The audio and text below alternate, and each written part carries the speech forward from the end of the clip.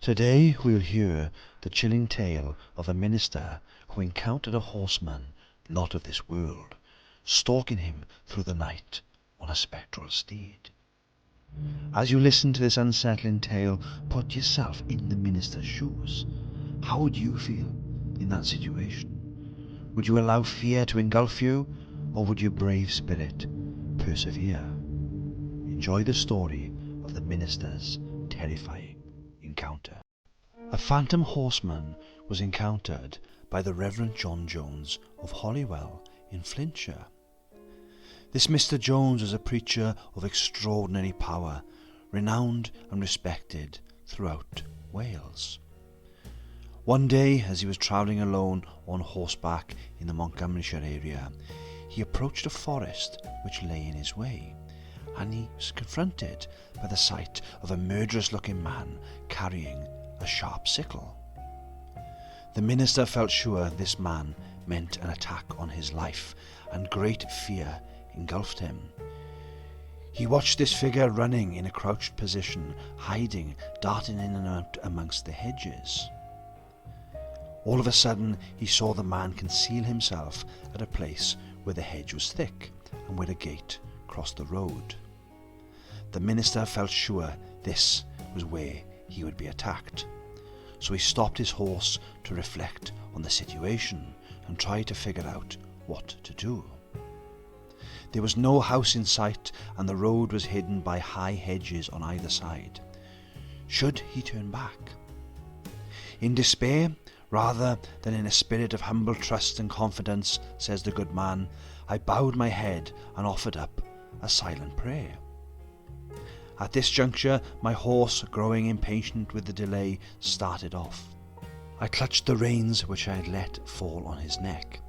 When happening to turn my eyes, I saw, to my utter astonishment, that I was no longer alone.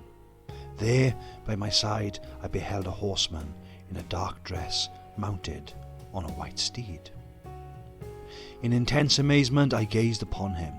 Where could he have come from? He appeared as suddenly as if he had sprung from the earth.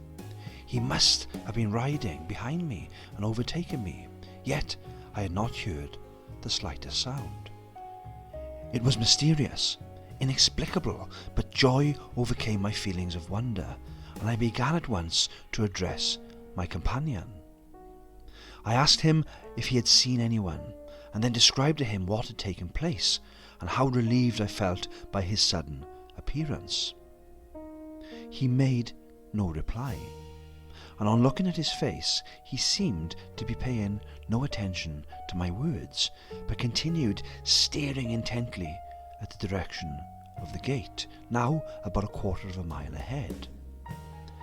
I followed his gaze and saw the reaper emerge from his concealment and run across a field to our left, resheathing his sickle as he hurried along. He had evidently seen that I was no longer alone, and had relinquished his intended attempt. Seeking to converse with the mysterious horseman, the minister found the phantom was speechless. In vain he addressed it in both Welsh and English, but not a word did it utter, save that once the minister thought that it said Amen to a pious remark. Suddenly it was gone. The mysterious horseman was gone. He was not to be seen. He had disappeared as mysteriously as he had come. What could have become of him? He could not have gone through the gate, nor have made his horse leap above the high hedges. Where was he? Had I been dreaming? Was it an apparition, a spectre which had been riding by my side for the last 10 minutes?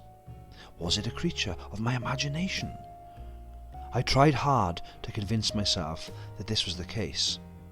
But why had the reaper resheathed his murderous-looking sickle and fled?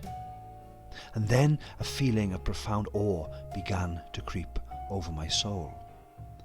I remember the singular way of the first appearance, his long silence, and the single word to which he had given utterance after I had mentioned the name of the Lord. What could I believe then, but that in the mysterious horseman I had a special interference of providence, by which I was delivered from a position of extreme danger. So was the Ghostly Horseman a warning from beyond? Was he trying to save the minister, warning him about the danger that lay ahead? If this spectral figure had not appeared, who knows what fate awaited the minister on that night. It seems that this could be another death omen which were rife throughout Wales throughout the centuries. People having signs, premonitions, having spectres visit them, warning them of impending doom or danger. In this case, the minister's life does seem to have been saved. But what do you think? Have you encountered similar things throughout Wales or the entire world?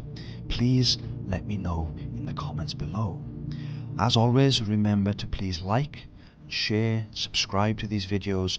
Look forward then to bringing you more content on a weekly basis. Thank you all so much for watching, and as always, please remember, be careful out there. See you soon.